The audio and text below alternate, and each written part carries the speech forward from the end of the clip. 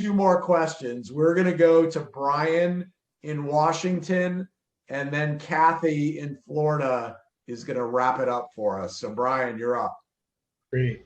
Thank you, Scott. So Jeff, great to meet you. Like one thing, Hi, I Brian. don't know if other coaches have struggled with this, but I have this perennial struggle with helping myself as much as I help others.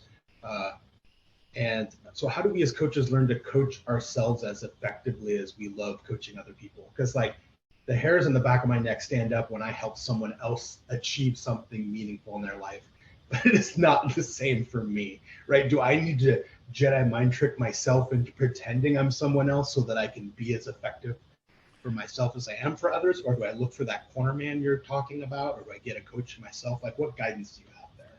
Well, I know none of us can outrun our blind spots. So I'm going to suggest, and there are no exemptions from a coach. So I would suggest that you find a corner man to help you with the nuances, to be able to craft your path forward would be my suggestion. And the other thing that I wanted to say, about this is that we don't need to be the perfect example of the expert to be the right person to say the right thing to the person at that moment in time that they need to hear it. One of my friends, his wife was an expert in digestive tract health, et cetera. The only problem is that she couldn't cure herself of the problems that she had. And she felt that she was an imposter because she couldn't heal herself. And to me, that's complete mythology. That's a complete disconnect. But, our mind sometimes is not our friend. It makes us think things that aren't real. And so, look, we don't have to be perfection. We don't. We just have to be the person that has the right information to be able to convey to others at the right time that they need to hear that's transformative for them.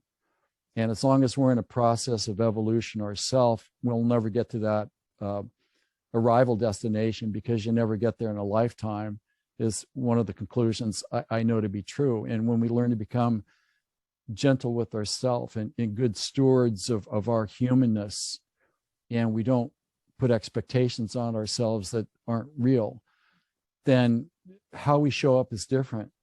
And people hear us in a very different way. We don't need to be something that we're not. We just need to be clear about what we do know to be true.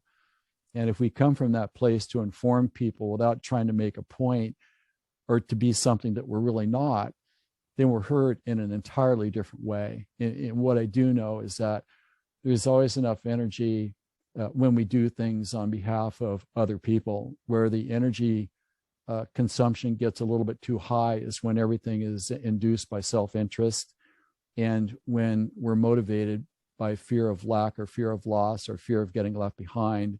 That's where the energy expenditure becomes extraordinarily exorbitant, almost to the point where it's unsustainable. And so that's how I would answer that, Brian. I hope that helps. It does. You're welcome.